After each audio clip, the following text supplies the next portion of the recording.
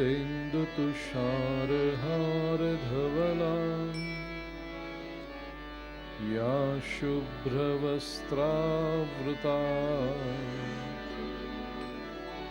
या वीणावरदण्डमण्डितकरा या श्वेतपद्मासना या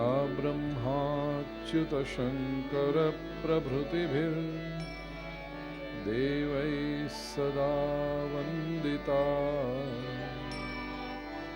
सा मां पातु सरस्वती भगवती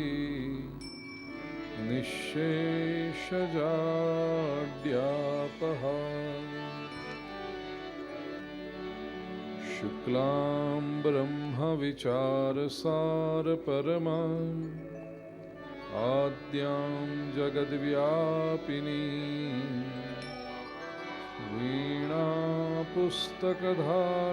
वीणापुस्तकधारिणीमभयदां जाड्यान्धकारापहा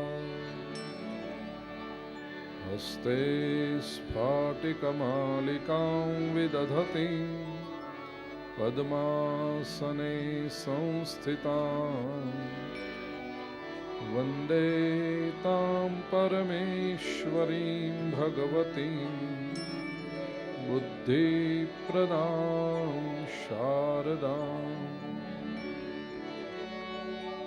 वसुदेव करारविन्देन पदारविन्दं मुखारविन्दे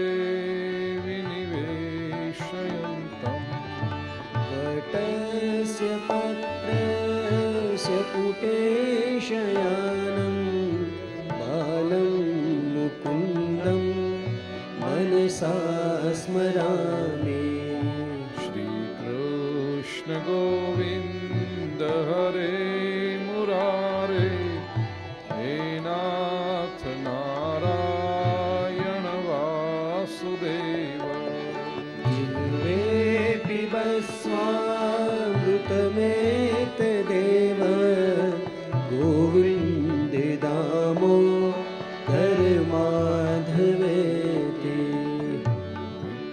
तुकामा किल गोपकन्या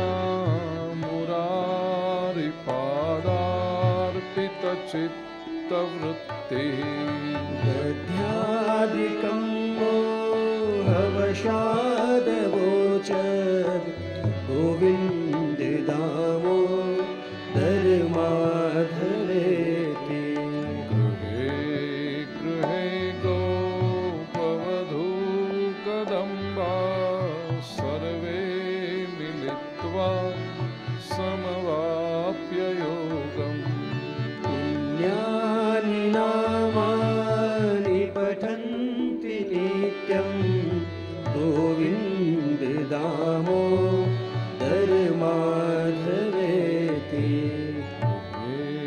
गृहे निलये निजेऽपि नामानि विष्णोः प्रवदन्ति मर्त्याः ते निश्चितं तन्मयतां व्रजन्ति गोविन्द दामोदर माधवेति जिह्वे सदैवं भज सुन्दराणि नामानि कृष्णस्य मनोहराणि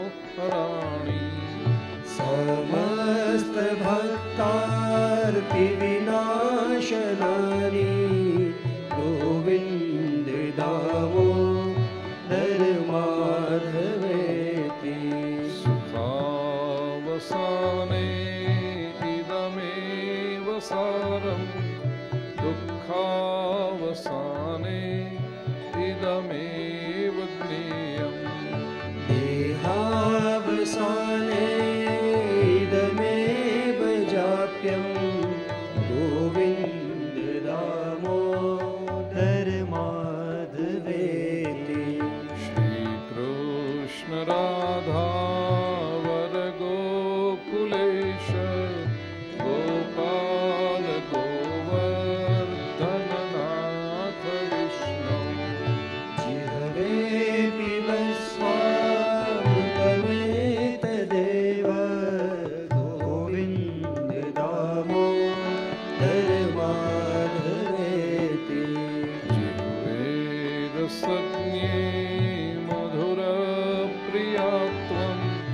सत्यं हि तन्त्वां परमं वदामि।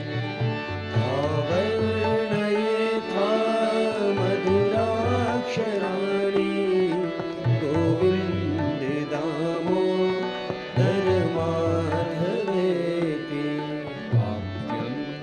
याचे मम देहि जिह्वे समागते दन्तिधरे कृतान्ते। वक्तव्यमेवं मधुरं सुभक्त्या गोविन्द दामोदर माधवेति।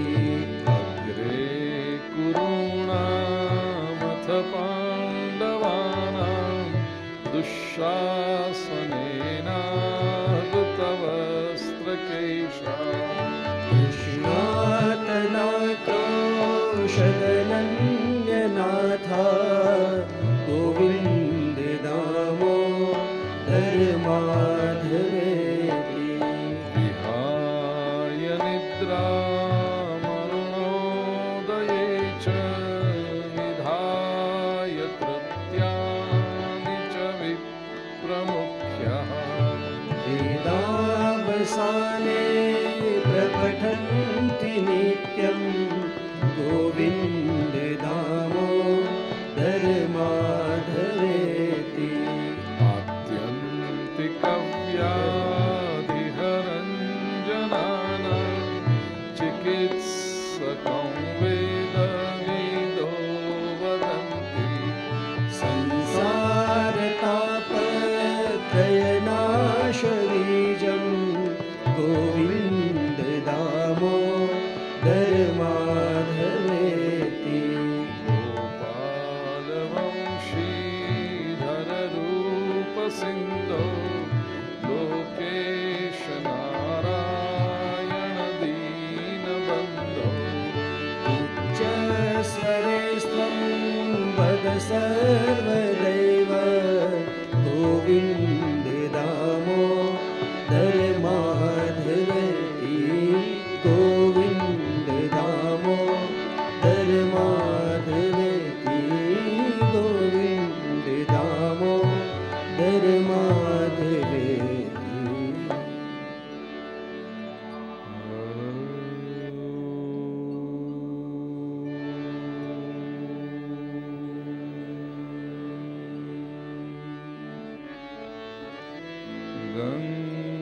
गणपतये नमः।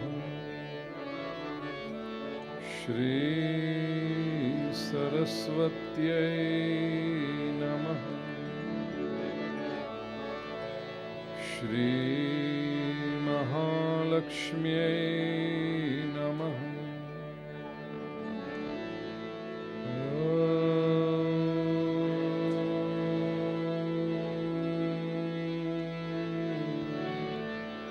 नमो भगवते वासुदेवाय। मूकं करोति वाचालं पङ्गुल्लङ्घयते गिरिं। यत्कृपातमहं वन्दे परमानन्दमाधवम्। शान्ताकारं भुजगशयनं पद्मनाभं सुरेशं। विश्वाधारं गगनसदृशं मेघवर्णं शुभाङ्गं। लक्ष्मीकान्तं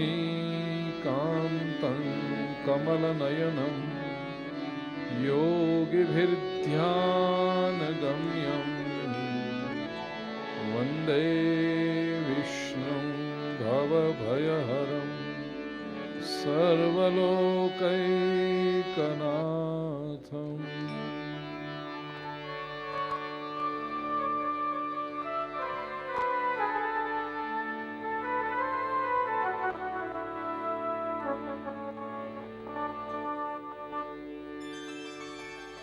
श्रीशुक उवाच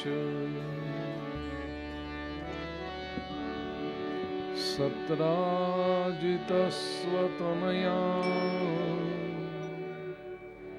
कृष्णाय कृतकिल्बिषः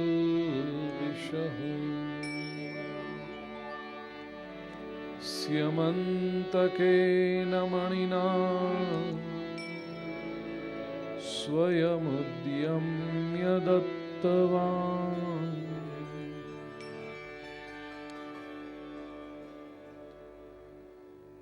दशम स्कंद के 56वें अध्याय से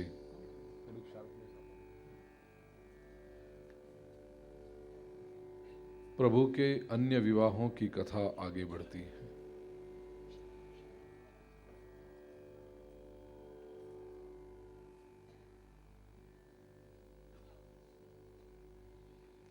बात ऐसी है, रुक्मिणी जी से ब्याह करके प्रभु द्वारिका में पधारे। द्वारिका की सभा में सत्राजित नाम का एक यादव था, प्रभु के रिश्तेदार लगते थे दूर के। सत्राजित,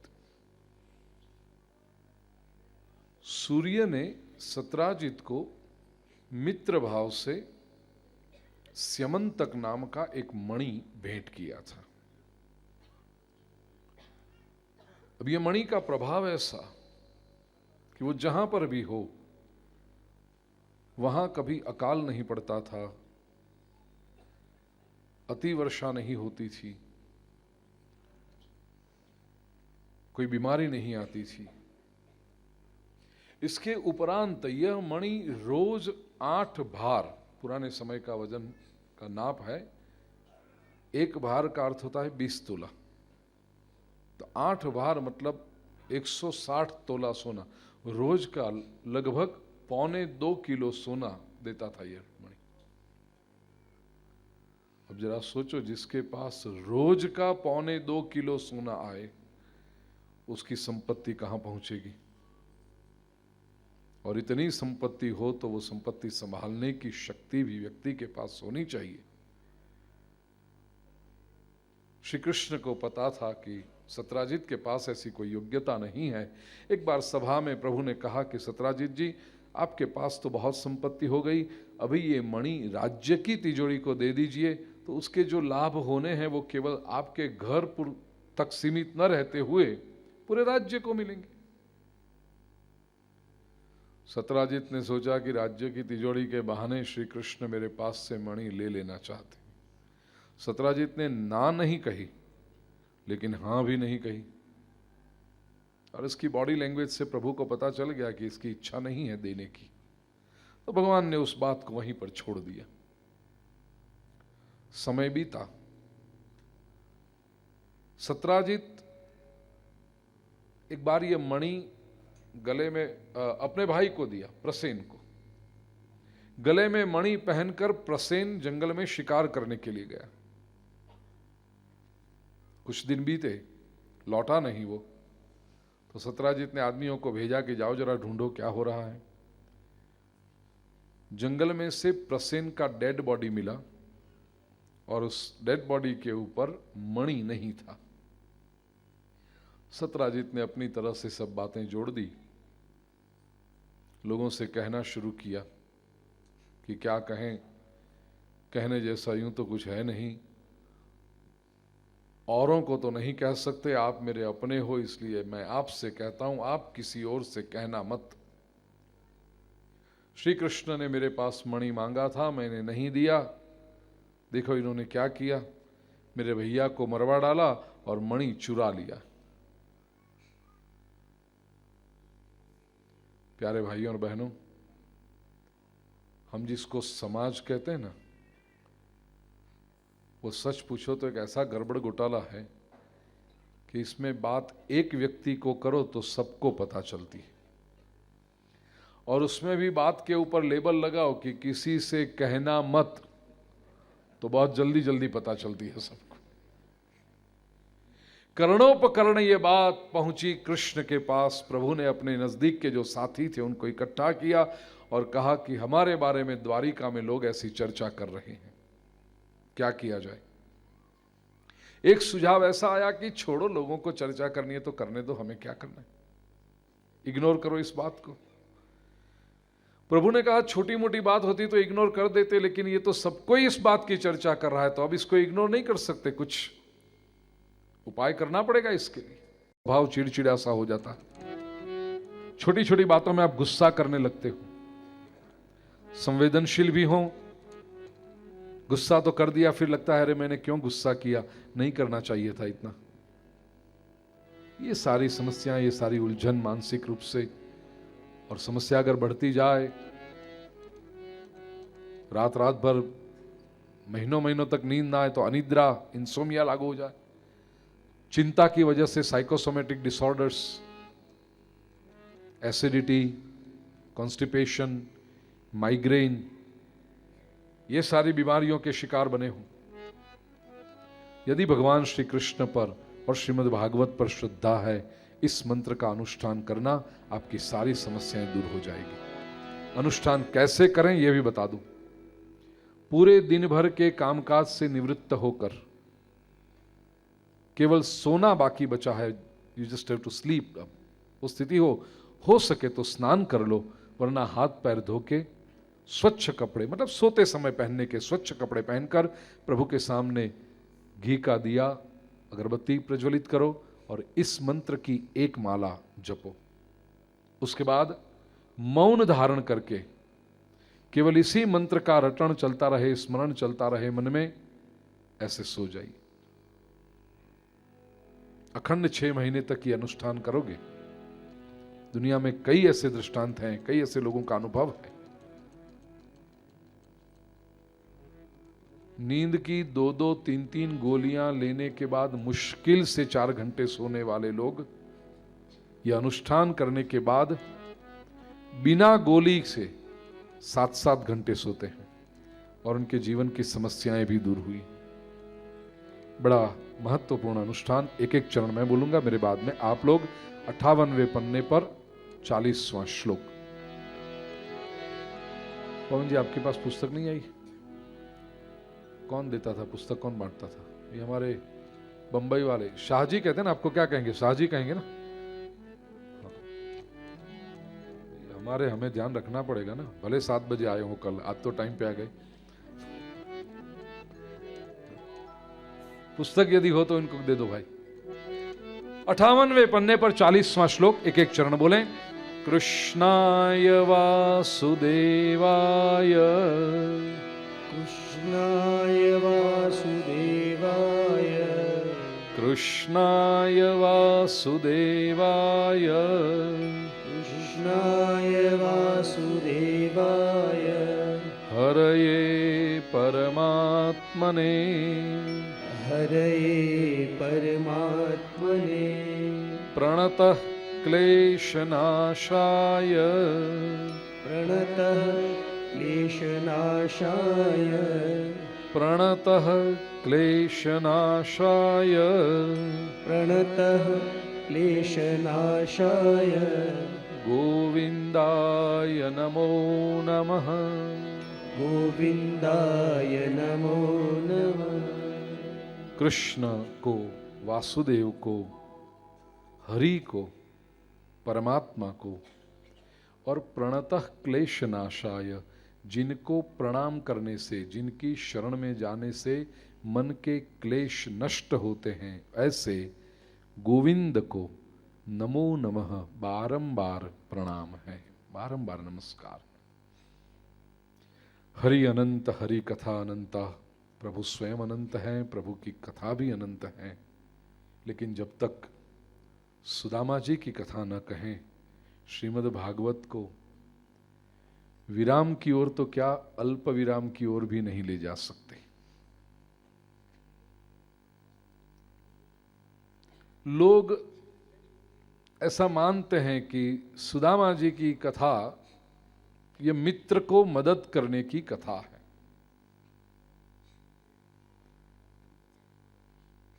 अधूरा ज्ञान है ये। श्रीमद् भागवत में क्या लिखा है? पहली बात तो मैं ये कह दूं, कथा कहते समय हम सुदामा सुदामा नाम लेते हैं।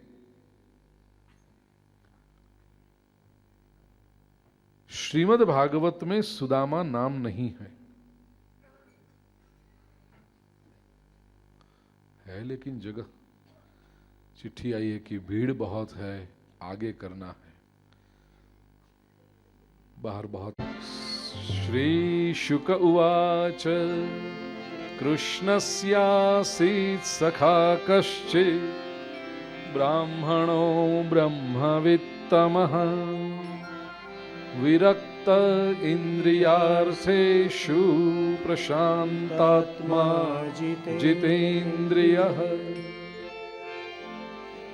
कथा कहते समय हम सुदामा सुदामा नाम लेते हैं, लेकिन श्रीमद् भागवत ग्रंथ को यदि आप वफादार रह के बात करना चाहते हो तो श्रीमद् भागवत में सुदामा नाम नहीं। क्या लिखा है? शुरुआत ही सुखदेव जी कितनी सुंदर करते हैं, कहते हैं कृष्णस्यासीत, कृष्णस्य आसीत, कृष्ण का था। खत्म हो गई बात, कृष्ण का था। और जो प्रभु का था उसका अलग नाम कैसे? वेदांत की परिभाषा में कहूं तो बिंदु सिंधु में गिर चुका, सरिता जाकर सागर में समा गई, अब सरिता का अलग नाम कैसे? ठीक वैसे ही जीवात्मा परमात्मा से एक रूप हो गया, अब ये जीवात्मा का अलग नाम कैसे? कृष्णस्य आसीत, कृष्ण का था। लेकिन सुखदेव जी जानते हैं कि 5000 वर्ष के बाद जो लोग आएंगे वो केवल इतने से संतुष्ट नहीं होंगे कि कृष्ण का था। लोग पूछेंगे क्या था कृष्ण का? भाई था, भतीजा था, भांजा था, पड़ोसी था, गिराक था, क्या था कृष्ण का? तो आगे एक शब्द रखा, सखा।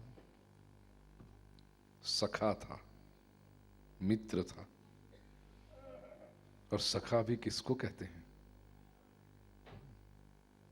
समय की मर्यादा में रहकर मैं आपसे बातें कर रहा हूं, नहीं तो एक एक लीला के ऊपर 7-7 दिन बोल सकते हैं। सखा किसको कहते हैं?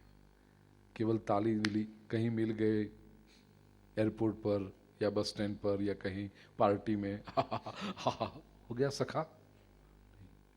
सखा किसे कहते हैं? 3 व्याख्याएं सखा शब्द की संस्कृत व्याकरण के हिसाब से। सह ख्यायते इति सखा, सह खादते इति सखा, और समानी खानी ये शांते सखा। कौन होते? पहली बात कही सह ख्यायते इति सखा, जिनका नाम साथ साथ में लिया जाए उनको कहते हैं सखा। दूसरी व्याख्या सह खादते इति सखा, जो साथ में भोजन करे वो सखा। और समानी खानी ये शांते सखा, जिनकी इंद्रियां समान, जिनके इंटरेस्ट समान, जिनकी प्रवृत्ति समान, वो सखा। और ये तीनों अर्थों में सुदामा जी श्री कृष्ण के सखा थे। पहली व्याख्या सह ख्यायते, जिनका नाम साथ साथ में लिया जाए, बिल्कुल सही बात है। कोई आपसे आकर कहे कि मैं मनहर लाल जी से मिलकर आ रहा हूं, आप पूछोगे मनहर लाल जी कौन? नहीं, वो गिरधर लाल जी वाले। हाँ, वो गिरधर वाले मनहर। गिरधर और मनहर सखा है, उनके नाम साथ साथ में लिए जाते हैं। ऐसे जब आप सुदामा जी की कथा शुरू करो और कोई पूछे सुदामा कौन? नहीं, वो श्री कृष्ण के मित्र। हाँ, कृष्ण सुदामा की जोड़ी, नाम साथ में लिए जाते हैं। दूसरी सखा की व्याख्या है सह खादते इति सखा, जो साथ में भोजन करे वो सखा। आप याद रखना, कभी जिसके साथ सद्भाव नहीं होगा ना, हृदय का प्रेम नहीं होगा, उसके साथ भोजन करना आपको अच्छा नहीं लगेगा। शादी ब्याह में वो भिखारी भोजन लगता है ना, क्या कहते हो आप, वो प्रीति भोजन, उसको बुफे बफे, भिखारी भोजन, प्लेट लेकर जाओ और एक एक स्टॉल के पास भैया कुछ दे दो, भैया कुछ दे दो, भैया कुछ दे दो। पहले के जमाने में कैसा हुआ करता था, नीचे बिठा करके आग्रह करके परोसते थे, अरे लो लो कर, यहाँ तो दे दो दे दो। और वो भी केटरर का आदमी खड़ा है, उसके बॉस ने कह रखा है कि 2 पूड़ी से ज्यादा देना मत किसी को, लोग वेस्ट करते हैं। और आप कहो कि एक ज्यादा, तो वो यूं देखता है तुम्हारे सामने, वो 50 रुपए का पगार वाला वो यूं देखता है तुम्हारे सामने, पूरी ज्यादा मांगते हो, इतना खा के आओ बाद में बोलो।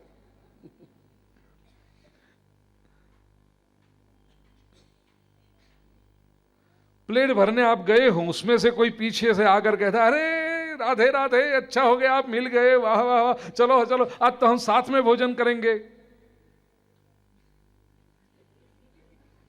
मुझे तेरे साथ भोजन नहीं करना है।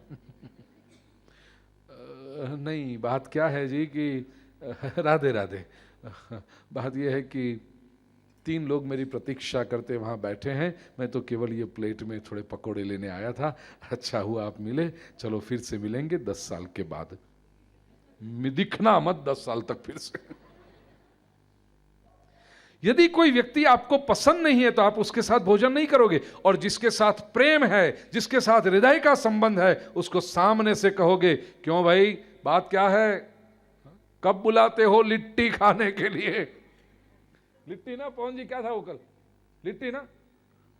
आप लोग नहीं समझोगे, हमारे अंदर की बात है ओम जी। तो सामने से पूछोगे कब बुलाते हो, नहीं तो किसी से कहा जा सकता है, अरे कोई निमंत्रण भी दे, आप हमारे यहां भोजन, नहीं नहीं नहीं, मैं भोजन के लिए नहीं, ऐसे बस आ जाऊंगा आपके वहां। और जहां प्रेम हो, जहां अपनापन हो, वहां सामने से कहोगे। क्या करते हो इसी इतवार को, शाम को भाभी जी से कहो वो कचौड़ी अच्छी बनाती हैं, हम आते हैं, भाभी जी के वहां कह दो आज आ जाएंगे भोजन करने के लिए, नहीं तो आप हमारे घर आ जाओ। कह सकते हैं ऐसे किसी को? जब प्रेम का संबंध हो तो सह खादते इति सखा, जो साथ में भोजन करें वो सखा। और तीसरा, समानि खानी ये शांते सखा, जिनकी प्रवृत्ति समान वो सखा। तभी तो होगी मेरी मैत्री, विचार एक से हो, मन एक से हो, तभी तो मैत्री होगी। सुदामा जी क्या करते थे? जो भगवान श्री कृष्ण करते हैं वही सुदामा जी करते थे। भगवान क्या करते हैं? भगवान निरपेक्ष प्रेम करते हैं, निराकांक्ष प्रेम करते हैं। सुदामा जी भी वही करते थे, निरपेक्ष प्रेम। बड़े ज्ञानी थे सुदामा जी, भक्त थे, घर में रहकर प्रभु की उपासना करते, कभी बाहर नहीं जाते थे। लोग उनके पास आते, शास्त्र की कोई बात समझनी हो, धर्म ग्रंथों का अभ्यास करना हो, जीवन की किसी समस्या का समाधान पाना हो, भक्ति मार्ग में साधना पथ में कोई मुसीबत हो उसका मार्गदर्शन पाना हो, तो लोग जाते थे सुदामा जी के पास। सुदामा जी उनका काम कर देते, और लोग भी अपना काम पूरा हो गया कि कपड़े झाड़ कर खड़े हो जाते, निकल जाते। सुदामा जी कुछ मांगते नहीं और लोग उनको कुछ देते भी नहीं। लोग समझते इनको क्या जरूरत है, जरूरत होती तो मांगते ना, मांगते नहीं है तो फिर क्यों दें। याद रखना, जिस समाज में सुदामा जी जैसा ज्ञानी और तेजस्वी ब्राह्मण दरिद्र हो, उस समाज में कभी न कभी महाभारत होगा ही होगा। जो समाज तेजस्वी और ज्ञानी ब्राह्मणों का सम्मान नहीं कर सकता, वो समस्या। सुदामा जी बड़े भक्त थे। उनकी पत्नी का नाम सुशीला, जैसा नाम वैसे ही गुण, बड़ी पत्नी, बड़ी समझदार थी। संतों का कहना है पत्नी की परीक्षा विपत्ति के समय में होती है और पति की परीक्षा संपत्ति के समय में होती है। संपत्ति के समय में पति की परीक्षा होती है और विपत्ति के समय में पत्नी की परीक्षा होती है। जब जेब में पैसा नहीं होता ना, तब तो घर में ही बैठा रहेगा ना, कहां जाएगा ये, इसको रखेगा कौन, उस वक्त बात नहीं। लेकिन जेब जब गर्म हो जाए, संपत्ति आ जाए, फिर इधर से उधर और इधर से उधर भंवरे जैसा शुरू कर दे, समझना कि ये पति परीक्षा में, दाम्पत्य जीवन की परीक्षा में फेल हो गया। और पत्नी की परीक्षा विपत्ति में होती। पति के पास संपत्ति हो तब तो हर पत्नी साथ में रहती, लेकिन पति के ऊपर कोई विपत्ति आ जाए, कोई समस्या आ जाए, तब पत्नी क्या करती। समझ लीजिए पति ने 1 लाख रुपया किसी को दिया है, किसी मित्र को, किसी इसको, और उस व्यक्ति ने कहा था कि 1 हफ्ते में लौटा देंगे, नहीं लौटाया। 6 महीने हो गए जिस बात को, जरूरत पड़ी है और वो लौटा नहीं रहा है, तो पति को जरा टेंशन आ गया है, उसका रोटेशन में कहीं गड़बड़ हो रही है। पति चिंता में है, टेंशन में। पत्नी को पता तो चल जाता है कि ये कुछ टेंशन में है, पूछती है 2-3 बार, क्या हुआ, आप बहुत टेंशन में दिखाई पड़ते हो। पति सोचता है कि अब इसको क्यों कहूं, बेचारी वो भी चिंता करेगी, कुछ कर तो नहीं पाएगी, वो भी चिंता करेगी, इसलिए पति कहता है नहीं कुछ नहीं, कुछ नहीं। और पति जब कुछ नहीं कहे तो पत्नी का एंटेना और शार्प हो जाता है, कुछ तो है, मुझे बताते नहीं, क्या है। और जब उसका एंटेना शार्प हो जाए, निकाल लेती है वो। 2 दिन में पता चल जाता है, क्योंकि नेटवर्क इतना पावरफुल होता है ना इनका। तीसरे दिन जब पति घर पे लौटे तो पत्नी तैयार बैठी है। क्यों जी, बताते नहीं थे ना मुझे, टेंशन क्यों है, लाख फंसे हैं ना, क्या समझते हो मुझे कुछ मालूम नहीं पड़ता। अरे घर में बैठे सब पता चलता है हमें, मुझे पूछा नहीं था ना उस समय, मुझे यदि पूछते तो मैं तो बता कह देती, देने ही नहीं देती तुमको, लेकिन मुझे तो पूछते ही नहीं, मेरी तो गिनती ही कहां रखी है, बस एक रसोई वाली बना के रखा है घर में। ये पत्नी है या, छोड़ो अब मैं क्या कहूं यहां से। समझ में आ गई बात, उसको पता चल गई, तब तक ठीक है, जब तक उसका नेटवर्क पावरफुल है, होना ही चाहिए। पति अगर टेंशन में है तो पत्नी को चिंता होती है, वो जान लेती है क्या बात है। और जब पता चला कि 1 लाख फंसे हैं, पति घर पे आए और पत्नी कहे, अजी चिंता मत करो, मुझे मालूम पड़ गया है, 1 लाख रुपया वो दे नहीं रहा, इसलिए मेरे मामा जी का लड़का है ना, उसका पड़ोसी इस आदमी का दोस्त है,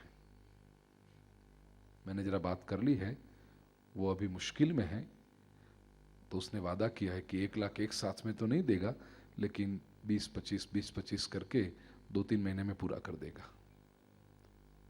और रही बात आपका जो रोटेशन अटक रहा है, मैंने थोड़े अलग से बचा कर रखे हैं, वो भाई दूज के, राखी बंधन के आते हैं ना, मैं अलग से रखती हूँ, ये लीजिए 1 लाख रुपया, आपका काम चला लीजिए और चिंता मत करो ज्यादा, आपकी तबीयत बिगड़ेगी तो मैं कहाँ जाऊंगी।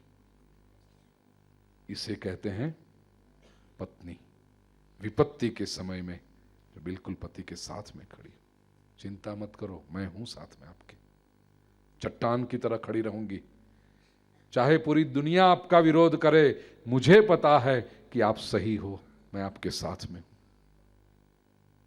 इसको कहते हैं पत्नी।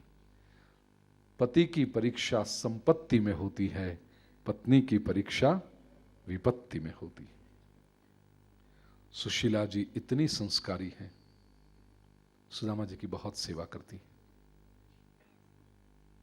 कभी कभी सुझाव भी देती है कि आप घर में बैठकर भगवान की इतनी भक्ति करते हो, हम इतने दरिद्र हैं, जरा प्रभु से कहो हमें कुछ दे दे।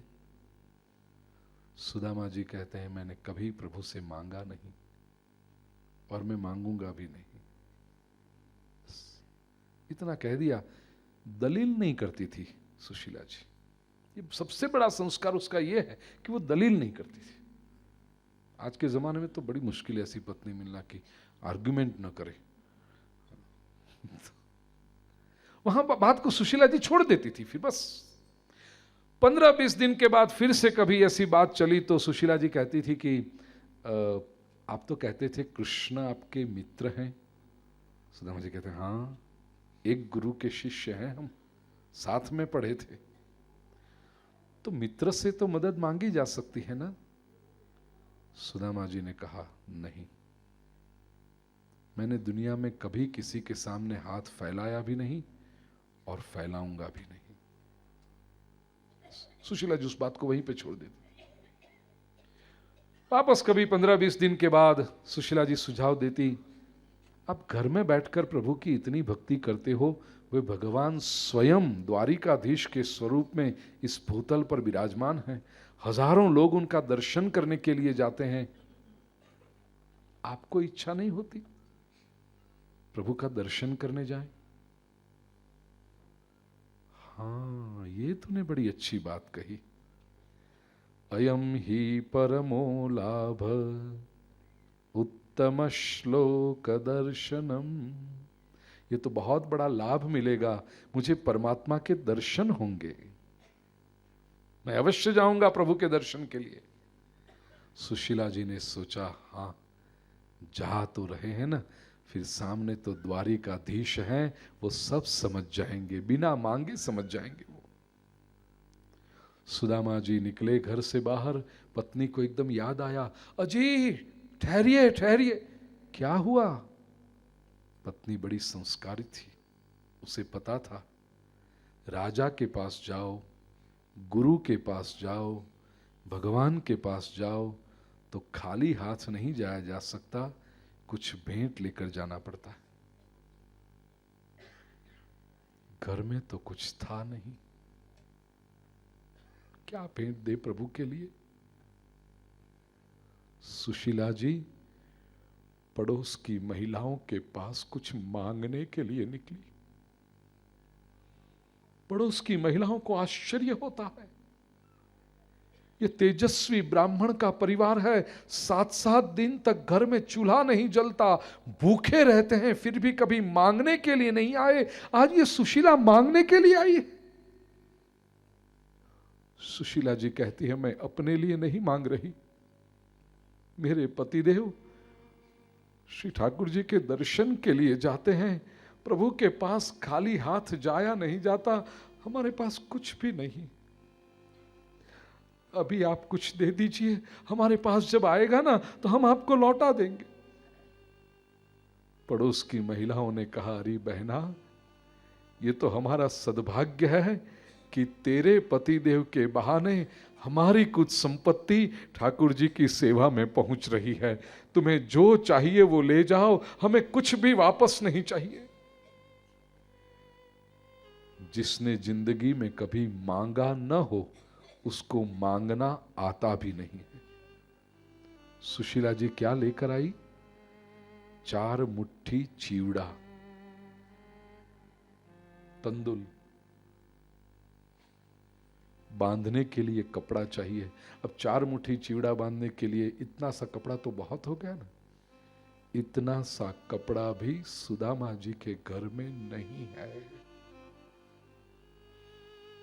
सुशीला जी के पास केवल एक साड़ी थी, फटी हुई, सिली हुई। सुबह जल्दी से उठकर स्नान कर लेती, साड़ी को धोकर निचोड़ के वही साड़ी पहन लेती। ऐसा नहीं कि आज की सुखाई कल दूसरी पहनेंगे, बदलने के लिए भी साड़ी नहीं थी, शरीर पर ही साड़ी सूखती थी। गरीबी इसको कहते हैं भाई। और फिर भी तेजस्विता इतनी कि प्रभु से कुछ मांगना नहीं। धन्यवाद अदा करो प्रभु का कि हम पर तो इसकी कितनी कृपा है। छांव में बैठो,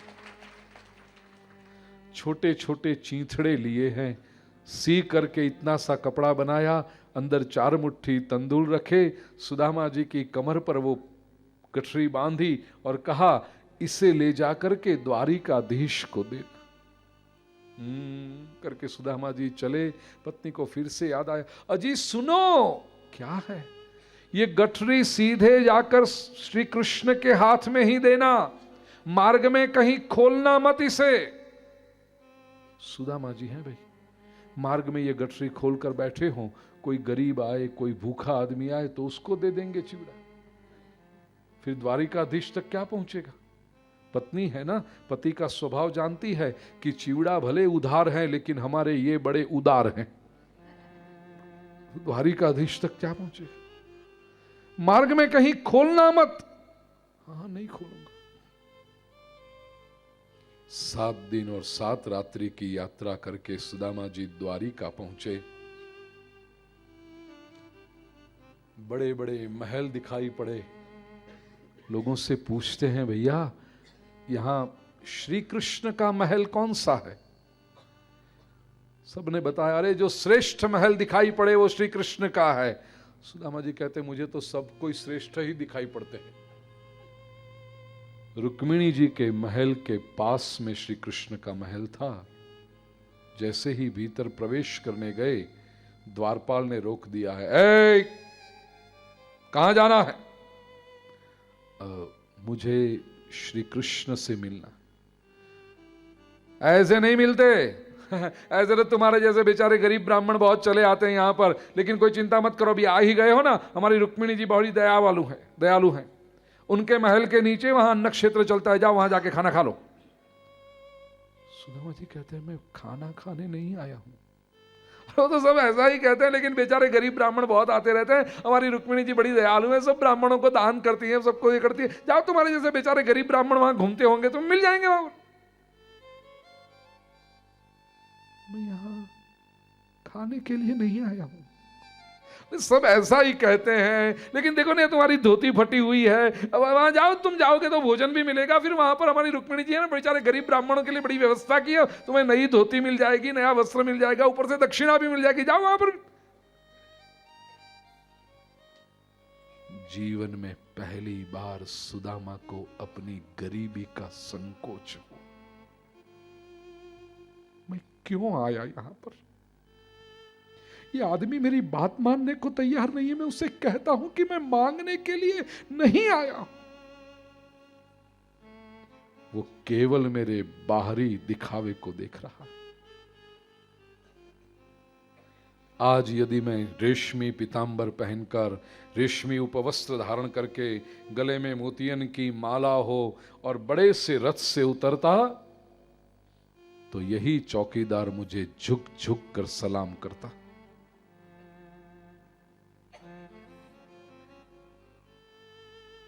एक वृद्ध प्रतिहारी था, द्वारपाल। वो जरा नजदीक आया, वो जवानों को उसने थोड़ा दूर किया। ठहरो भाई। उसने आकर पूछा, आप कौन हैं? मैं कृष्ण का मित्र हूं। वो नौजवान चौकीदार थे ना, एक दूसरे को ताली देकर मजाक उड़ाते हैं, देखो कृष्ण के मित्र का चित्र।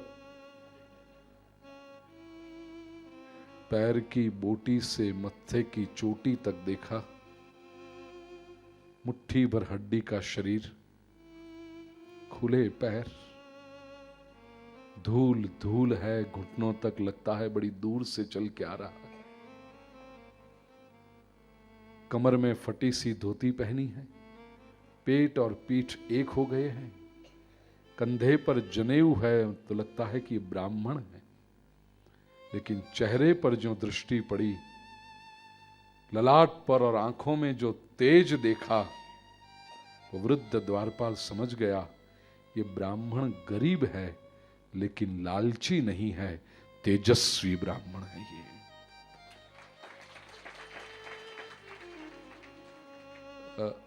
आपका नाम क्या है? श्री कृष्ण से जाकर कहो उनके बचपन का मित्र सुदामा मिलने के लिए आया है। हाँ, आप यहीं ठहरो, प्रभु की आज्ञा होगी तो भीतर ले जाएंगे। द्वारपाल भीतर गया। श्री कृष्ण विराजे हैं, सुवर्ण का सिंहासन, अष्टपटरानियां, द्वारपाल ने जाकर प्रणाम किए। प्रभु ने पूछा, बोलो भाई क्या है? प्रभु, महल के द्वार पर कोई एक गरीब बेचारा ब्राह्मण आकर खड़ा है, बहुत समझाया है, बड़ी दूर से आया हुआ लगता है, खुले पैर है, मुट्ठी भर हड्डी का शरीर है, घुटनों तक धूल धूल है, लगते है बड़ी दूर से आया है, फटी धोती पहनी है, पेट और पीठ एक हो गए हैं, कंधे पर जनेऊ है। और हमने उससे पूछा तो उसका नाम वो बता रहा है कि आपके बचपन का मित्र सुदामा। मां जो सुना द्वारिकाधीश उठकर दौड़े, मेरा सुदामा आया है। महल के द्वार पर पहुंच गए, पहचान लिए, आलिंगन दिया है, उठा लिए उनको। मित्र तू कहां था अब तक? उठाकर महल में ले आए। स्वयं जिस सिंहासन पर बैठे थे उस सिंहासन पर सुदामा जी को विराजमान कर दिए। ये रानियां खड़ी हो गई, किसको लाकर बिठा देते हैं ऐसे? श्री कृष्ण ने कहा, ये एक अत्यंत पवित्र ब्राह्मण है, इसका पैर धोकर पूजा करो, तुम्हारा जीवन धन्य होगा। रानियां चली, कोई पानी लेने गई, कोई परात लेने गई, कोई कुंजा लेने गई, कोई जग लेने गई। कक्ष खाली हो गया। भगवान सुदामा जी के पैरों में बैठ गए। सुदामा जी कहते, प्रभु ये क्या कर रहे हो? हाँ तुम बैठो। नहीं नहीं प्रभु, मैं ऊपर नहीं बैठ सकता, सिंहासन पर मैं। अरे बैठो मित्र। नहीं नहीं प्रभु, ये तो आपका अधिकार। अरे बैठो। नहीं नहीं प्रभु, कहां आप लक्ष्मी नारायण और मैं दरिद्र नारायण? लक्ष्मी नारायण के चरणों में दरिद्र नारायण बैठा हो तो शोभा देता है, दरिद्र नारायण के पैरों में लक्ष्मी नारायण कैसे? श्री कृष्ण ने कहा, बचपन में गोकुल और ब्रज में खुले पैर गाइया चराने जाता था मैं। कहां का मैं लक्ष्मी नारायण? ये जो भी संपत्ति दिखाई पड़ रही है ना, तुम्हारे जैसे पवित्र ब्राह्मणों के आशीर्वाद से पाई है। ये सिंहासन पर बैठने का अधिकार तुम्हारा है मित्र, तुम बैठो। भगवान श्री कृष्ण सुदामा जी के चरण दबावे। प्रभु देख रहे इसने हालत क्या बना रखी। सारा जीवन मेरी भक्ति की, कभी कुछ मांगा नहीं। अरे भक्ति करते करते मन में संकल्प भी कर देता ना तो मैं भेज देता सा। तो इतना तेजस्वी भक्त। चरण दबाते दबाते प्रभु के हाथ सुदामा जी के तलवों में गए। कुरकुरा सा लगा, देखा कांटे चुभे हुए थे। प्रभु ने सोचा ये मेरी गलती है, ये मेरा भक्त जीवन भर भक्ति करता रहा, मैंने कभी उसके सामने देखा तक नहीं। सुदामा के चरणों में से प्रभु कांटे निकालते। प्रभु की आंख में अश्रु आ गए। अश्रु की वो बूंदें सुदामा जी के चरण पर गिरने लगी। कवि ने बड़ा सुंदर लिखा, देखी सुदामा की दीन दशा, करुणा करी के करुणानिधि रोए। पानी परात को हाथ छुयो नहीं, नैनन के नीर से पैर धोए। रानी आई, कोई रानी कहती है प्रभु हम जल लेकर आई, दूसरी कहती है प्रभु मैं परात लाई हूं, तीसरी कहती है प्रभु। अरे छोड़ो, ऐसे पवित्र ब्राह्मण का चरण धोने के लिए आप जल ढूंढने गई? चरण प्रक्षालन तो हो गया, इसके पैर छुओ, आशीर्वाद प्राप्त करो। ये ज्ञानी ब्राह्मण है, तुम्हारा जीवन धन्य हो जाएगा।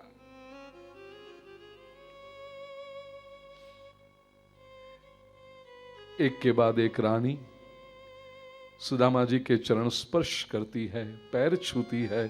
सुदामा जी आशीर्वाद देते हैं, अखंड सौभाग्यवती भव, आयुष्मती भव, पुत्रवती भव, सुखी भव। आशीर्वाद के शब्द कम पड़ गए, लाइन कम नहीं होती। 16,008। सुदामा जी ने अब अगला शब्द बोलना बंद कर दिया। अब जब कोई रानी चरण स्पर्श करती तो आशीर्वाद देते समय सुदामा जी केवल भव भव भव भव ऐसे आशीर्वाद देते थे। भव भव बोलते हुए भी थके, बोलने में बड़ा परिश्रम पड़ता है। सुदामा जी ने अब मौन ले लिया। अब जब कोई रानी चरण स्पर्श करे तो सुदामा जी केवल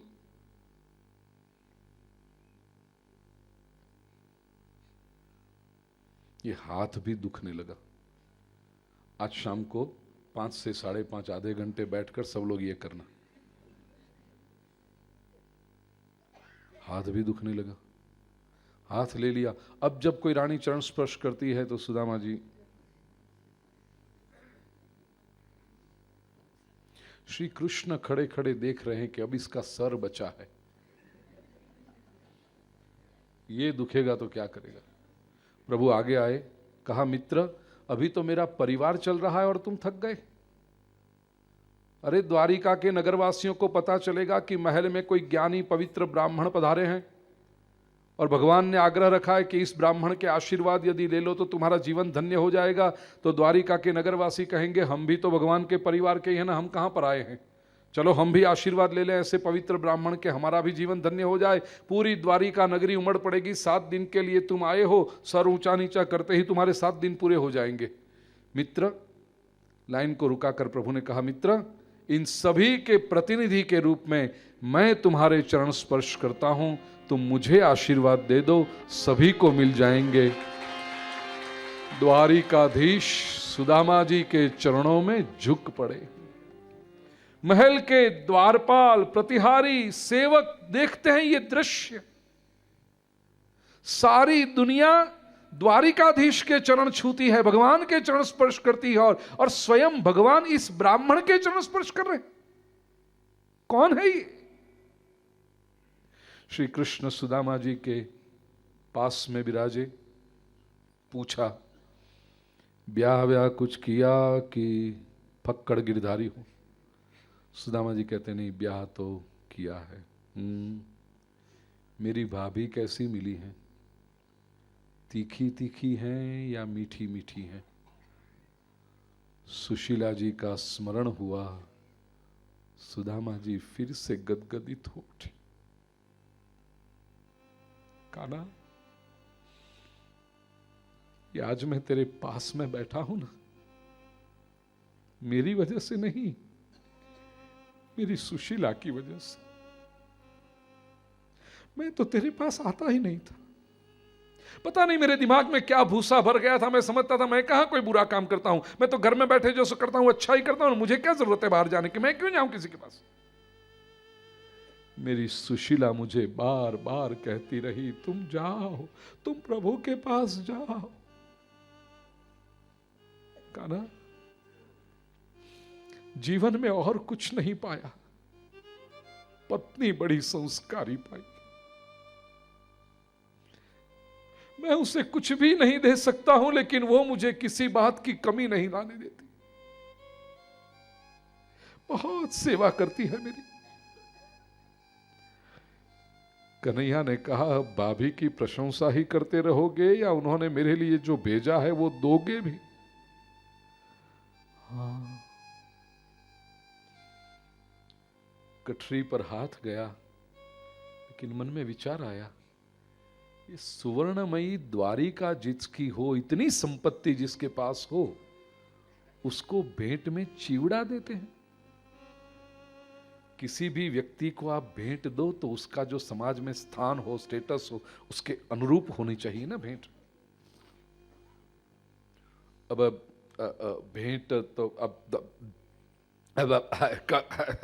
तब करने लगे। प्रभु को समझ गए, प्रभु समझ गए कि छिपा रहा है। गठरी को खींच लिया, गठरी की गांठें छोड़ने लगे। सुदामा जी रोकने का प्रयास करते हैं। रुक्मिणी जी ने देखा, प्रभु कहते प्रभु क्या करते हैं आप, बेचारे गरीब ब्राह्मण को परेशान करते हो। सुदामा जी के चेहरे पर का भाव फिर से बदल गया। यहां भी सुनना पड़ा, बेचारा गरीब ब्राह्मण। श्री कृष्ण को पता चल गया डांटा है उन्होंने रुक्मिणी को। तुम कौन होती हो बीच में बोलने वाली? हम दोनों मित्र हैं, हम चाहें कुछ भी करें। बुलाया किसने तुम्हें यहां पर? जाओ यहां से। रुक्मिणी जी बुद्धिमती है, सोचने लगी, ब्याह को इतने वर्ष हो गए, कभी प्रभु मेरे सामने ऊंची आवाज से बोले नहीं। आज पहली बार प्रभु ने मुझे डांटा है, निश्चित मेरी ही कोई गलती हुई है। बुद्धिमती है, तुरंत पता चल गया उनको क्या गलती हुई है। अपनी साड़ी का पल्लू बिछाकर सुदामा जी के चरणों में झुक पड़ी है, माफी मांगती है। रुक्मिणी जी कहती है, बुदेव मुझे क्षमा करें, वो शब्द मुझे नहीं कहने चाहिए थे आपको, मेरे पतिदेव को अच्छा नहीं लगा। रुक्मिणी जी लक्ष्मी का अवतार है। सुदामा जी को वंदन करते समय उसने मन ही मन संकल्प किया, मैं इस ब्राह्मण को इतनी संपत्ति दूंगी कि अब की बाद अब उसे कोई बेचारा गरीब ब्राह्मण नहीं कह पाएगा। स्वयं लक्ष्मी जिसको संपन्न बनाना चाहती हो, अब सुदामा जी को गरीब कौन रख सकता? भगवान श्री कृष्ण ने गठरी खोली, चिवड़े की पहली मुट्ठी मुख में रखी, मन ही मन संकल्प किया, सुदामा जी के सारे कर्म के बंधन माफ। दूसरी मुट्ठी मुख में रखी, मन ही मन संकल्प किया, सुदामा जी को मैं अपने जितनी संपत्ति दूंगा। तीसरी मुट्ठी प्रभु मुख में रखने जाते थे, सत्यभामा जी ने प्रभु का हाथ पकड़ लिया, बस प्रभु अब नहीं। भगवान कहते क्यों? प्रभु ये दो मुट्ठी में आपने सुदामा जी को अपने जितनी संपत्ति दे दी, अब सुदामा जी को देने के लिए आपके पास कुछ बचा ही नहीं है। ये तीसरी मुट्ठी आप आरोगोगे तो सुदामा के घर के बर्तन मांजने हमें जाना पड़ेगा। रुक्मिणी जी नजर नजर के इशारे से कहती है, प्रभु जरा हमारी तो लाज रखो, दुनिया क्या कहेगी। 8 पटरानियां थी लेकिन प्रभु का ध्यान नहीं रखती थी। प्रभु 56 भोग आरोग के आप अभी अभी खड़े हुए हैं और ये चिवड़ा ऐसे खा रहे हो आप प्रभु जैसे कब के भूखे हो। श्री कृष्ण ने भी दृष्टि के इशारे से रुक्मिणी से कह दिया, देवी आज कुछ मत बोलना और सच पूछो ना तो जब से ब्रज छोड़ा है तब से भूखा ही हूं।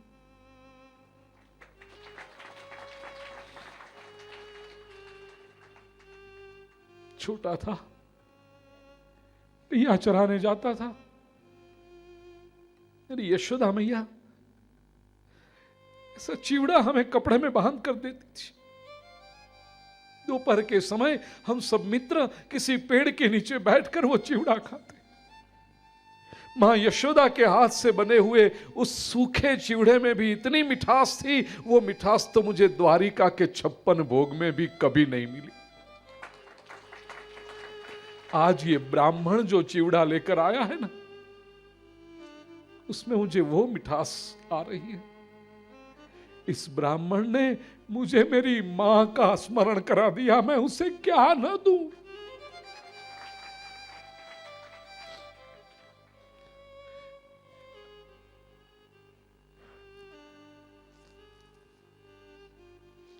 सुदामा का चिवड़ा खाते समय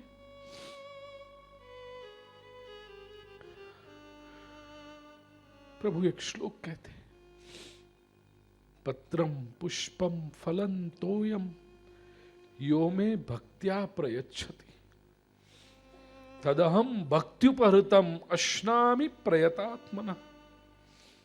श्रीमद् भागवत में एक बार फिर से याद करा दिया, व्यक्ति अपने पास जो भी श्रेष्ठ है वो प्रभु को प्रदान करे, लेकिन हृदय के भाव से करे।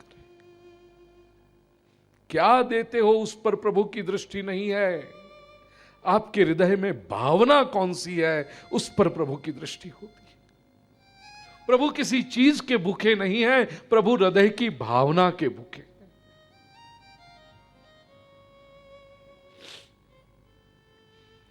सुदामा जी को पहनने के लिए सुंदर पीतांबर दिया, अलंकार दिए, पादुकाएं दी। 7 दिन तक बातें की, बचपन के सभी यादें ताजा की, कैसे हम जाते थे, क्या करते थे। कृष्ण परीक्षा ले रहे थे। 7 दिन में सब कुछ पूछा, सुदामा जी की आर्थिक स्थिति के बारे में कुछ नहीं पूछा। प्रभु प्रतीक्षा कर दी, ये कुछ बोलता है, ये कुछ बोलता है। अरे यहां तो सुदामा जी अलगारी संत, वो कहां मांगने के लिए आए थे, कुछ बोले ही नहीं।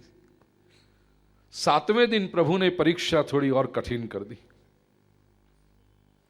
कहा, मित्र, हां कन्हैया, 7 दिन हो गए, अब घर जाने की इच्छा है या अठे द्वारका? सुदामा जी कहते, नहीं कन्हैया, 12 बजे, अब चलूं मैं, जाने का समय हो गया है। हाँ निकलो। सुदामा जी निकले। कृष्ण ने दूसरी परीक्षा। मित्र, 7 दिन पहले तुम आए थे, मुझे पता है उस समय तुमने कुछ अलग वस्त्र पहने थे, ये पीतांबर और ये जो अलंकार मैंने, हाँ वो तो तूने दिए हैं ना कन्हैया? दिए थे मैंने, महल में पहनने के लिए दिए थे। वो तुम्हारी फटी धोती पड़ी होगी कहीं पर, देखो। हाँ हाँ, उतार दिया पीतांबर, अलंकार सब, अपनी फटी धोती पहन ली। कुछ लोग यहाँ कहते हैं, सुदामा जी के मन में विचार आया, अरे कन्हैया तू इतना कंजूस, इतनी बड़ी सुवर्णमयी द्वारिका तेरे पास थी, एक पीतांबर, ये थोड़े से गहने दे देता, तेरा क्या कम हो जाता? गलत बात है ये। प्रभु जो देना चाहते थे वो तो कब का भेज चुके, हम सब जानते हैं कथा को। तो सामने नहीं दिया, कुछ दिखावा नहीं किया प्रभु ने, और यही श्रेष्ठ लोगों की बात होती है, कभी वो दिखावा नहीं करते। जो देना चाहते हैं इतना ग्रेसफुली, इतने गौरवपूर्ण रूप से देंगे। सुदामा जी के मन में क्या विचार आया? प्रभु यदि देना चाहता तो उसके पास क्या कमी थी, लेकिन मेरे पास पहले से कुछ संपत्ति नहीं थी। प्रभु अचानक मुझे संपत्ति दे देते तो मैं संपत्ति संभालने में व्यस्त हो जाता, प्रभु का स्मरण भूल जाता। इसलिए प्रभु ने बड़ी कृपा की, मुझे संपत्ति दी ही नहीं। ये सच्चा भक्त, असली भक्त।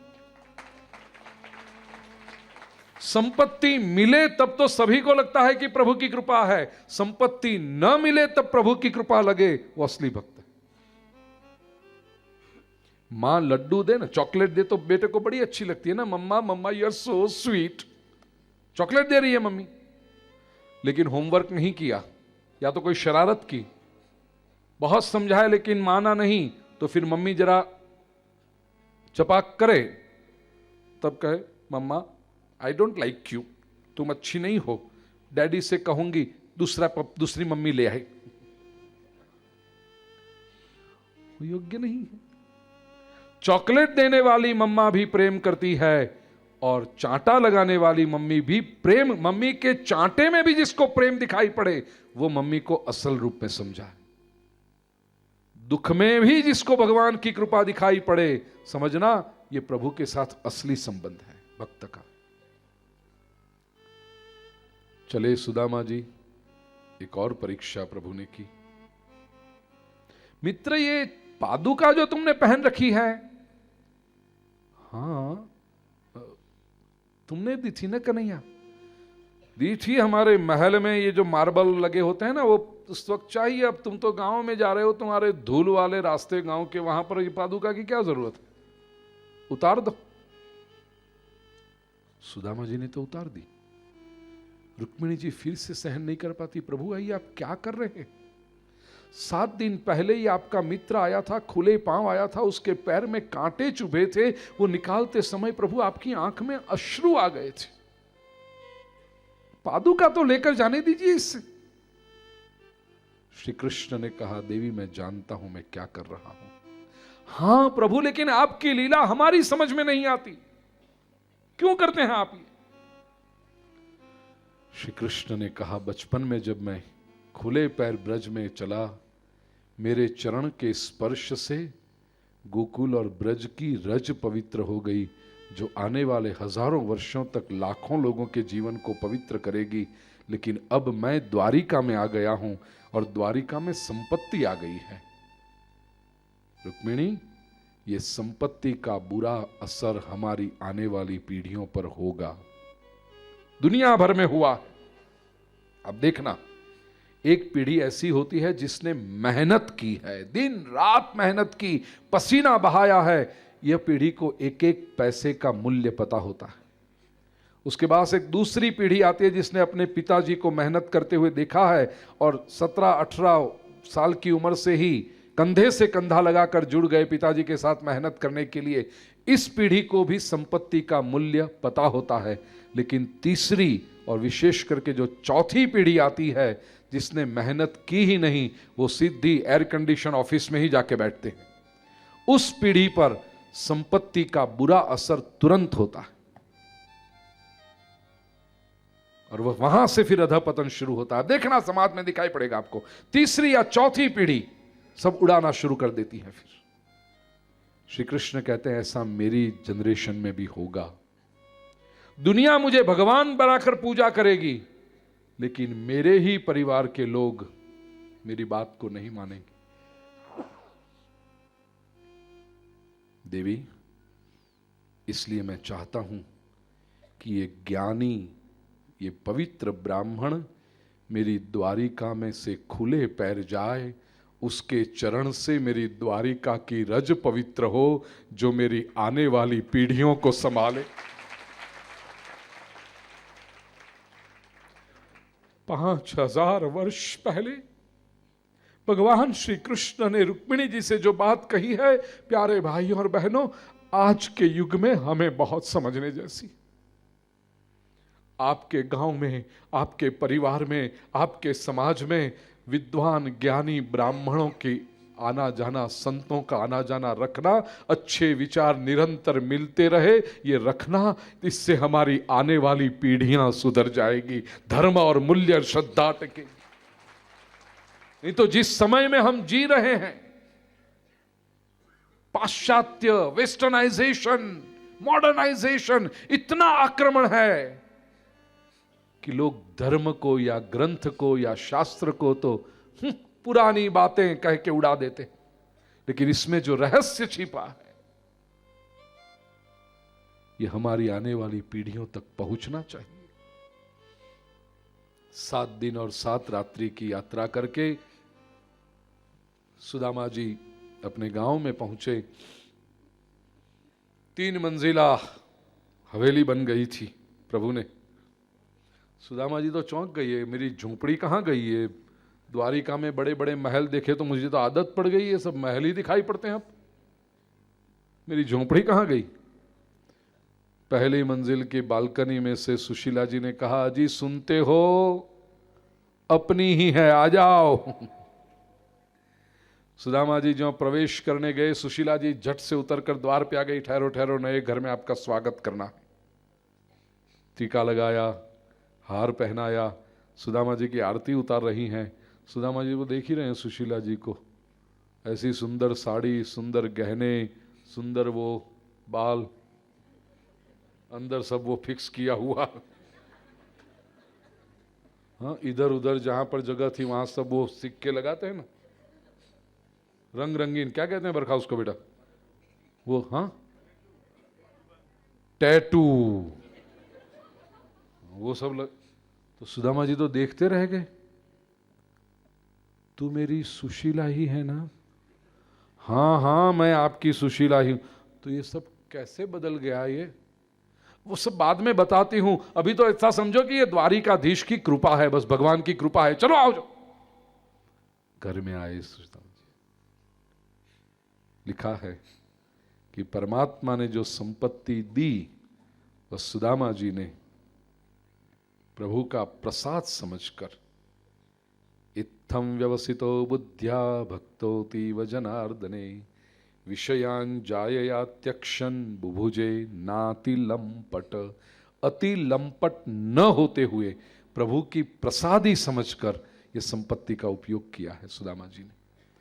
हमारे जीवन में भी जब संपत्ति आए तो इतना समझना, हमने मेहनत की है अवश्य, हमने बुद्धि भी चलाई है अवश्य, हमने समय भी लगाया है अवश्य, लेकिन इसके साथ एक चौथी बात है, परमात्मा की कृपा है, इसलिए हम सुखी हैं। ये प्रभु को कभी भूलना मत। बस अच्छी से अच्छी संपत्ति आपके पास आए, मैं आशीर्वाद देता हूं आपको व्यासपीठ से, लेकिन इतना समझना कि वो प्रभु की प्रसादी समझकर उसका इस्तेमाल करना, तो वो संपत्ति आपको सन्मार्ग पर ले जाएगी, आपके जीवन में भक्ति बढ़ाएगी, संतों की सेवा करने का प्रेरणा देगी। फलश्रुति में कहा, एतद् ब्रह्मण्य देवस्य श्रुत्वा ब्रह्मण्यतां नरः लब्ध भावो भगवती कर्म बंधात विमुच्यते। सुदामा जी की कथा भावपूर्ण अंतःकरण से जो वर्णन करता है और एकाग्र चित्त से जो श्रवण करता है, उनको दो फल मिलते हैं। पहला फल भगवान में प्रेम निर्माण होता है, और दूसरा फल जो कहा, कर्म बंधाद विमुच्यते। एतद ब्रह्मण्य देवस्य, कृष्ण के लिए नाम रखा ब्रह्मण्य देव, मतलब ब्राह्मण जिनको प्रिय हैं, ऐसे भगवान श्री कृष्ण ने श्रुत्वा ब्रह्मण्यताम, एक ब्राह्मण का सम्मान किया, एक ज्ञानी ब्राह्मण का आदर किया, सत्कार किया, इसकी कथा है। देखो भागवत में ये नहीं लिखा कि मित्र को मदद की है, एक ज्ञानी ब्राह्मण का सम्मान किया है, इसकी कथा जो सुनता है वो कर्म के बंधन से छूट जाता है। मेरे प्यारे काठमांडू वासियों, एक बात मैं शास्त्र का अभ्यास करके आपको बताता हूं, आप भी शास्त्र का अभ्यास करें।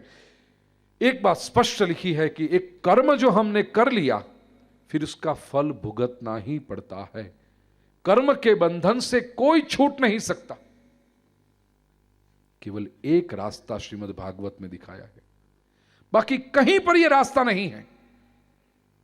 आप वेद पढ़ो, उपनिषद पढ़ो, स्मृति ग्रंथ पढ़ो, अन्य पुराण पढ़ो, कहीं पर नहीं मिलेगा। केवल भागवत में एक बात, रहस्य की बात मैं आपसे बता देता हूं। कर्म से बंधन, कर्म के बंधन से छूटने का उपाय, ज्ञानी ब्राह्मणों का सम्मान करो, ज्ञानी ब्राह्मणों का सत्कार करो, आप कर्म बंधन से छूटोगे। श्रीमद् भागवत के दशम स्कंद में लिखी बात, कर्म बंधाद विमुच्यते। हरि अनंत, हरि कथा अनंता, प्रभु स्वयं अनंत है, प्रभु की कथा भी अनंत है। 11वें स्कंद में मुक्ति लीला का वर्णन किया, 12वें स्कंद की शुरुआत में कलयुग के लक्षण बताए, तत्पश्चात परीक्षित के मोक्ष की कथा। सुखदेव जी कहते हैं, राजन सावधान बनो, अब तुम दिव्य गति को पाने वाले हो। 7 दिन से ये प्रभु की कथा का आपने श्रवण किया है, हृदय में प्रभु के स्वरूप को स्थिर करो राजन। और कुछ श्रवण की इच्छा है? सुखदेव जी ने जब ये प्रश्न पूछा, परीक्षित 7 दिन से एक आसन पर बैठकर कथा का श्रवण कर रहे थे।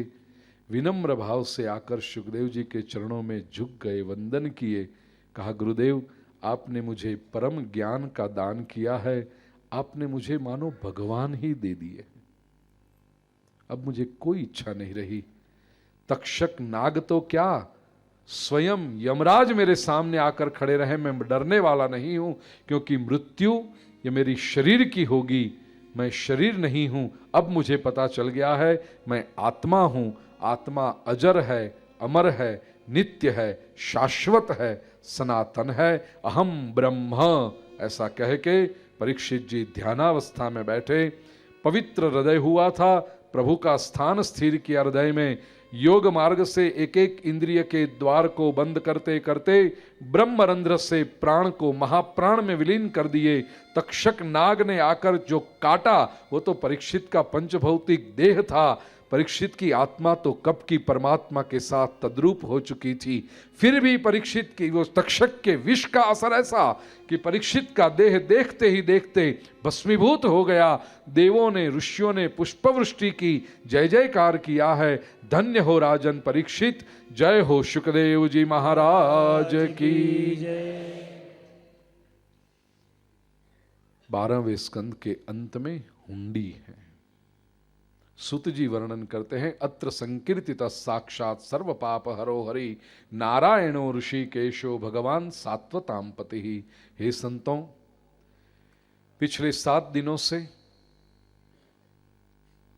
एक दिव्य कथा का रसपान मैं आपको करा रहा था, एक लक्ष्य रखे हुए कि मेरे सामने जो श्रोता समुदाय है उसके जन्म जन्मांतर की कर्म के बंधन कैसे ढीले हों, उनका हृदय कैसे पवित्र हो और उस पवित्र हृदय में परमात्मा का स्थान कैसे स्थिर हो।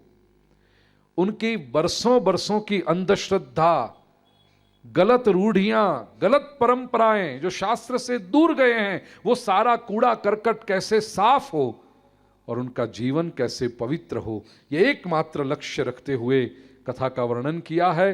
12 स्कंद का ये दिव्य ग्रंथ, उसके प्रथम स्कंद में नारद जी ने प्रेरणा दी, व्यास महर्षि ने ग्रंथ का आलेखन किया, तत्पश्चात परीक्षित के जन्म की कथा आई। शिकार करने गए राजा परीक्षित ने एक तेजस्वी ब्राह्मण संत की एकाग्रता भंग करने का नीच प्रयास किया, ऋषिपुत्र का शाप मिला। गंगा जी पर जब परीक्षित पहुंचे मुक्ति का उपाय ढूंढने के लिए, सामने से श्री सुखदेव जी महाराज आए, उनको व्यासपीठ पर विराजमान किए।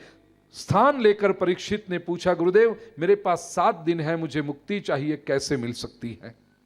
दूसरे स्कंद से श्री सुखदेव जी ने ज्ञानामृत वृष्टि का आरंभ किया। सबसे पहले तो मृत्यु की तैयारी कैसे करनी चाहिए ये समझाया। चतुश्लोकी भागवत का वर्णन किया। विदुर जी का प्रसंग, विदुर जी के झोपड़ी में परमात्मा प्रेम की सगाई से पहुंच गई आया। महाभारत जिस परिस्थिति में रचा गया उसकी बात की गई।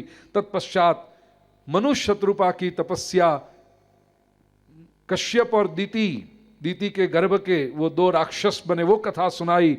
मनु भगवान ने जो तपस्या की, वराह भगवान ने पृथ्वी का उद्धार किया, उस पर मनु शत्रुपा का वंश आगे चला। करदम देवहूति का गृहस्थाश्रम, भगवान कपिल का प्रागट्य और कपिल भगवान ने मां देवहूति को सांख्य शास्त्र का उपदेश किया। चतुर्थ स्कंद का आरंभ दत्त प्रादुर्भाव की कथा से हुआ। उसके बाद शिव चरित्र सुनाया, ध्रुव जी की कथा कही, वेन पृथु के चरित्र कहे, पुरंजन पंचाध्यायी का वर्णन किया। 5वें स्कंद का आरंभ प्रियव्रत राजा की कथा से हुआ है। जिसके जीवन में व्रत हो उसके जीवन में संपत्ति अवश्य आती है, यह बात सिद्ध की। तत्पश्चात रहुगण राजा ने भरत जी के पास से उपदेश प्राप्त किया।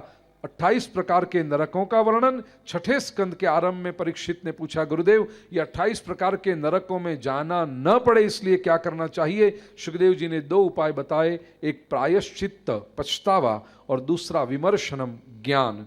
भगवान सभी पर कृपा करते हैं, कभी न कभी विद्वान महापुरुष के सम्मुख बैठकर ये श्रीमद् भागवत श्रवण का संयोग प्राप्त होता है। ईश्वर की इस कृपा को जो स्वीकार कर ले, जो श्रवण किया है उसको जीवन में आचरण कर ले, जो संकल्प लिए हैं उनका पालन करें और ये ज्ञान निरंतर मिलता रहे, इसलिए महापुरुष से जुड़ जाए तो अवश्य उसकी मुक्ति होती है। ये बात सिद्ध करने के लिए अजामिल की कथा बताई। तत्पश्चात वृत्रासुर चतुश्लोकी का वर्णन किया। 7वें स्कंद में भक्त प्रहलाद की भक्ति से न भूतो न भविष्यति अति अद्भुत अवतार लेकर के भगवान ऋषि स्तंभ में से प्रकट हुए। प्रहलाद के कहने से उसके पिता हिरण्यकशिपु को मुक्ति दी। 8वें स्कंद में शुरुआत में गजेंद्र मोक्ष की कथा। परमात्मा इस सृष्टि के पीछे शक्ति का स्रोत है। जीव जब आर्त अंतःकरण से प्रभु को पुकारता है तो प्रभु अवश्य पहुंच जाते हैं। यह बात सिद्ध करने के लिए गजेंद्र मोक्ष की कथा सुनाई। उसके बाद समुद्र मंथन की कथा। देवों की संपत्ति दैत्यों के पास चली गई थी, वो पुनः प्राप्त करने के लिए भगवान ने वामन स्वरूप में अवतार धारण किया। बलि के पास से त्रिपदा पृथ्वी मांगी, देवों की संपत्ति प्राप्त कर ली। 8वें स्कंद के अंत में मत्स्यावतार की कथा है। 9वें स्कंद में 2 प्रभावी वंशों का वर्णन किया। सूर्य वंश में मर्यादा पुरुषोत्तम श्री रामचंद्र जी हुए। चंद्र वंश में पूर्ण पुरुषोत्तम परमात्मा श्री कृष्ण का प्रागट्य हुआ। 10वें स्कंद में प्रभु के प्रागट्य से लेकर नंद महोत्सव और प्रभु की विविध लीलाओं का वर्णन किया। 11वें स्कंद में मुक्ति लीला। 12वें स्कंद के शुरुआत में कलयुग के लक्षण, परीक्षित के मोक्ष की कथा और अंत में यह हुंडी सुनाकर 12 स्कंद का यह दिव्य ग्रंथ परमात्मा के चरणों में अर्पण किया है। कल मैंने ये कहा था कि अंतिम दिन की कथा जो श्रवण करता है उसको 7 दिन की कथा श्रवण का पुण्य प्राप्त होता है। तो आज सब लोग आ गए, सुबह सुबह वर्किंग डे था, फिर भी कहीं कहीं से छुट्टियां निकाल करके, और सब कहोगे वाह चलो आधा पौना घंटा देरी से सही लेकिन कथा पूरी हो गई, अब 7 दिन के पुण्य की गठरी बांधकर हम घर जाएंगे। ऐसा नहीं होगा। क्यों गुरुदेव, आपने कल कहा इसलिए तो हम सुबह भागे भागे आए, और आप कहते हो नहीं होगा। झूठ बोले आप? कभी नहीं, जीवन में कभी झूठ नहीं बोला हूं, और व्यासपीठ पर से तो कभी झूठ का उच्चारण हो ही नहीं सकता। व्यासपीठ से जो कहा जाता है वो सत्य होता है। अंतिम दिन की कथा श्रवण करके 7 दिन की कथा श्रवण का पुण्य प्राप्त होता है। कैसे? 2-3 अर्थ हैं। पहला अर्थ, अंतिम दिन की कथा में ये हुंडी आती है। अंतिम जो 5 मिनट में बर्ड आई व्यू कर लिया ना हमने, तो कह सकते हो पूरे भागवत में क्या है हमने सुन लिया, लेकिन इससे संतुष्ट मत हो जाना। यह तो ऐसी बात है कि हवाई जहाज में बैठे हो और हवाई जहाज काठमांडू के ऊपर से जा रहा हो और पायलट अनाउंस करे कि we are flying over Kathmandu, आप खिड़की में से नीचे नजर करो और हाँ देख लिया कटोरा काठमांडू देख लिया, और किसी से कहो कि हमने काठमांडू देख लिया, कोई पूछेगा अच्छा पशुपति जी के दर्शन किए? नहीं वो तो नहीं गए। बूढ़ा नीलकंठ देखा? वो क्या होता है? स्वयंभू गए? नहीं। थामेल?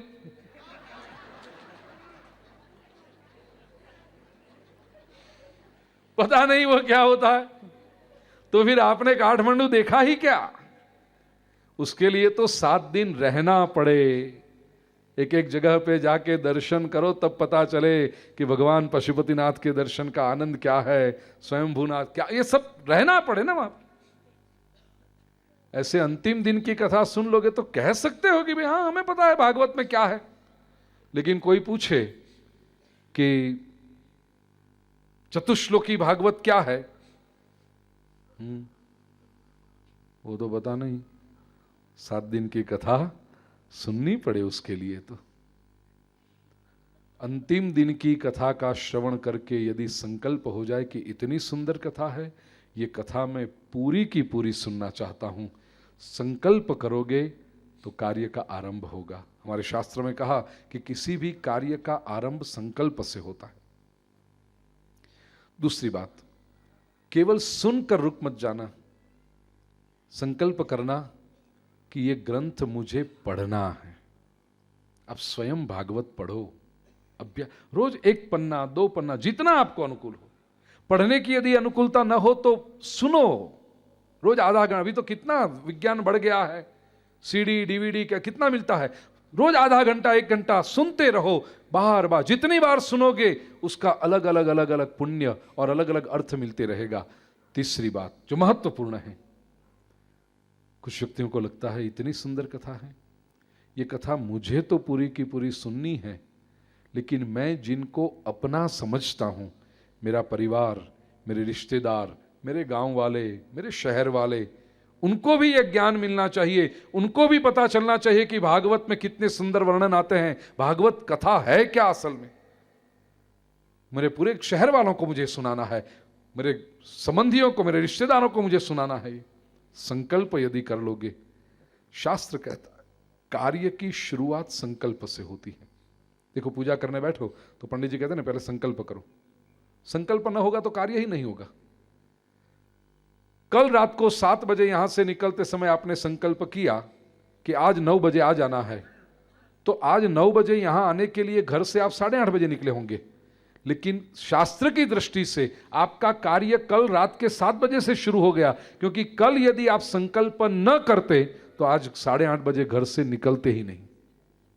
तो कार्य की शुरुआत संकल्प से होती है। अच्छे संकल्प कर लेना कि मुझे पूरा ग्रंथ सुनना है, सुनाना है और पढ़ना है। ये 3 ही संकल्प होंगे। जितना आपके संकल्प का बल, प्रभु की कृपा होगी, आपका संकल्प सिद्ध होगा। जैसे हमारे पवन जी और सुमन बहन, अग्रवाल, पूरे अग्रवाल परिवार, पूरा गोयल परिवार, जिसका संकल्प यूं तो 10 वर्षों से था। मैं विशेष नहीं कहता हूं, कल नंदू जी भैया ने बता ही दिया है कि कैसे ये पूरी घटना आकार लिए हैं। काठमांडू में आकर पवन जी को 25 साल हुए। अब मैं बता देता हूं, पवन जी आपने ना कहा था लेकिन बता दूं सबको, इनको काठमांडू में आकर 25 साल हुए, ब्याह के 25 साल हुए।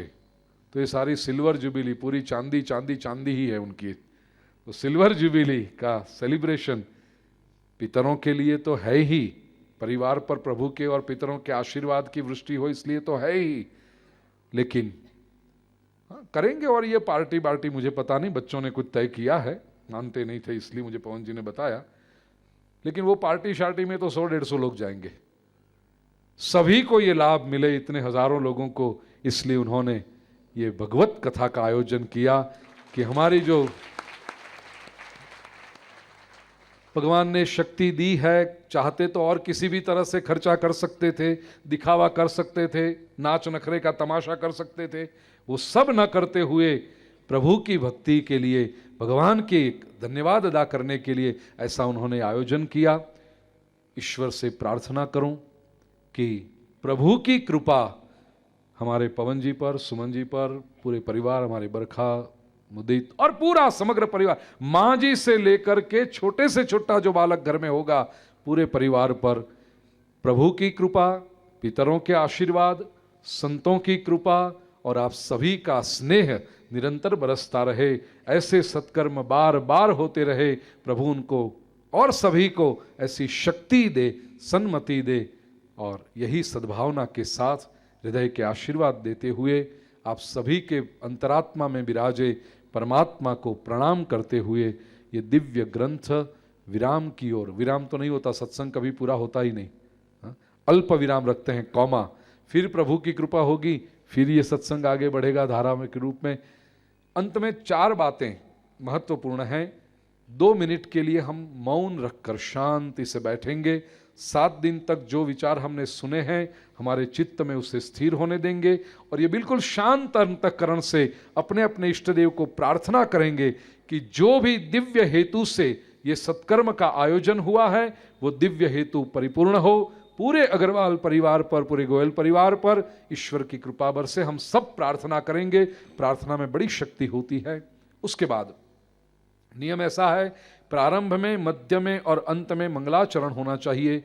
रोज तो हम बोलते थे, आज मंगलाचरण का श्लोक मैं बोलूंगा, आप लोग शांति से श्लोक का श्रवण करना। तत्पश्चात ऋग्वेद का अंतिम मंत्र मुझे बड़ा प्यारा लगता है। ऋषि उसमें कहते हैं कि समानी व आकुति समाना हृदयानि व, आपको यदि चाहिए तो पुस्तक में पेज नंबर 59 पर 59वें पन्ने पर यह श्लोक है। ऋषि कहते हैं कि हम सभी के इरादे समान हो, हम सभी के हृदय की भावनाएं समान हो, हम सभी के मन के विचार समान हो, और एक परिवार के रूप में, एक समाज के रूप में हम एक हो करके निरंतर प्रगति करते रहें। ऐसी जो प्रार्थना ऋषियों ने की, एक राष्ट्र के रूप में हम विकास करते रहें। नेपाल में बैठा हूं तो यहाँ की भूमि के लिए भी प्रार्थना करता हूं। सीता मैया की भूमि है, ऋषियों की भूमि है, भगवान पशुपतिनाथ की भूमि है, हिमालय की भूमि है। तो यहाँ पर भी जो लोग कथा में आए हैं वो भी, और जो नहीं पहुंच पाए हैं, किसी न किसी माध्यम से ये कथा उन तक पहुंचे, और नेपाल की जनता को भी, नेपाल के राज्य को भी, जब सभी को सुख, शांति, प्रगति और उन्नति प्राप्त हो, ये प्रार्थना हम करेंगे। उसके बाद 7 दिन के ये ज्ञान यज्ञ के दरमियान कहीं किसी से कोई दोष हो गया हो, वक्ता के रूप में मुझसे कोई दोष हुआ हो, श्रोता के रूप में आपसे कोई दोष हुआ हो, आयोजकों के या स्वयंसेवकों ने कहीं किसी को कोई जरा जोर से कह दिया हो, नहीं कहा होगा, सबने बहुत उत्साह से, बहुत प्रेम से यह आयोजन किया है, श्रद्धा से किया है, लेकिन जानते हुए अनजाने में कहीं कोई दोष रह गया हो। ऋषियों का कहना है कि 3 बार हाथ ऊपर करके श्री हरये नमः ऐसा जोर से कहना है। एक एक बार मैं बुलवाऊंगा, मेरे बाद में आप लोग बोलोगे। ये श्री हरये नमः 3 बार जोर से कहने से दोष का परिपूर्ण नाश होता है। तो सबसे पहले 2 मिनट का मौन, उसके बाद मंगलाचरण का श्रवण, उसके बाद ऋग्वेद का अंतिम मंत्र, एक एक चरण बोलेंगे, और अंत में 3 बार हाथ उठा करके श्री हरये नमः। आप सभी के हृदय में बैठे परमात्मा को प्रणाम, और ये वांग्मय तुलसी दल प्रभु के चरणों में अर्पण करता हूं। ओम शांति शांति शांति।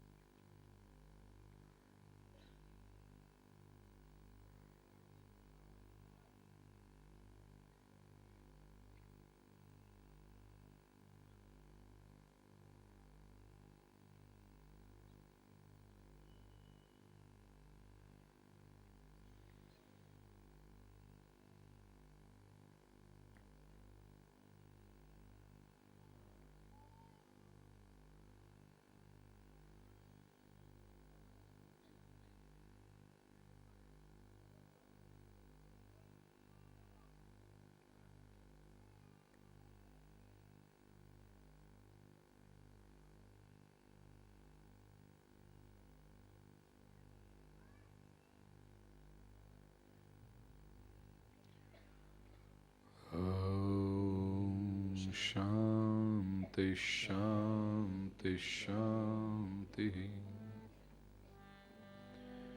जन्माद्यस्य यतोऽन्वयादितरतश्चार्थेष्वभिघ्नस्वराट् तेने ब्रह्महृदाय आदिकवये मुह्यन्ति यत्सूरयः। तेजो वारिमृदां यथा विनिमयो यत्र त्रिसर्गो मृषा धाम्ना स्वेन सदा निरस्तकुहकं सत्यं परं धीमहि। समानीव आकूति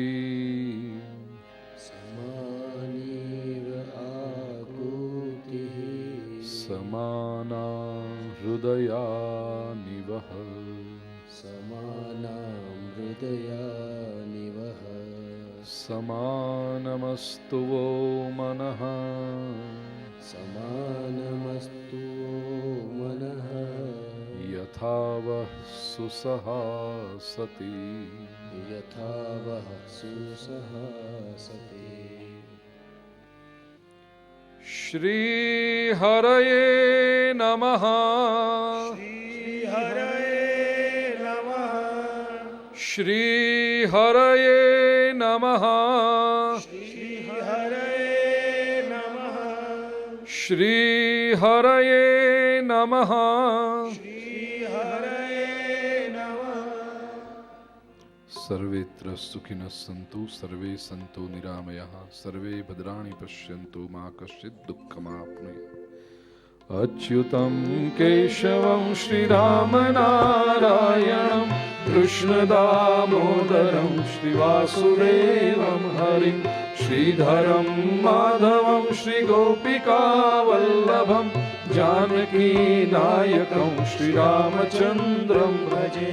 बोलिए श्री कृष्ण कन्हैया लाल की, श्री गोवर्धन नाथ की, श्री द्वारिकाधीश की, सियावर रामचंद्र भगवान की, पवन सुत हनुमान की, श्री गणपति गजानन महाराज की, जगदम्बे मात की, सदगुरु देव की, पशुपतिनाथ भगवान की, नमः पार्वती पतये हर हर महादेव हर। श्रीमन्नारायण नारायण नारायण श्रीमन्नारायण नारायण नारायण श्रीमन्नारायण नारायण नारायण श्रीमन्नारायण नारायण बदरी नारायण नारायण नारायण बदरी नारायण नारायण नारायण बदरी नारायण नारायण नारायण बदरी नारायण नारायण नारायण लक्ष्मी नारायण नारायण नारायण लक्ष्मी नारायण नारायण नारायण लक्ष्मी नारायण नारायण नारायण लक्ष्मी नारायण नारायण नारायण सूर्य नारायण नारायण नारायण सूर्य नारायण नारायण नारायण सूर्य नारायण नारायण नारायण सूर्य नारायण नारायण नारायण सत्य नारायण नारायण नारायण सत्य नारायण नारायण नारायण सत्य नारायण नारायण नारायण सत्य नारायण नारायण नारायण स्वामी नारायण नारायण नारायण स्वामी नारायण नारायण नारायण स्वामी नारायण नारायण नारायण स्वामी नारायण नारायण नारायण श्रीमन्नारायण नारायण नारायण नारायण नारायण नारायण श्रीमन्नारायण नारायण नारायण नारायण नारायण नारायण बोलिए श्री कृष्ण कन्हैया लाल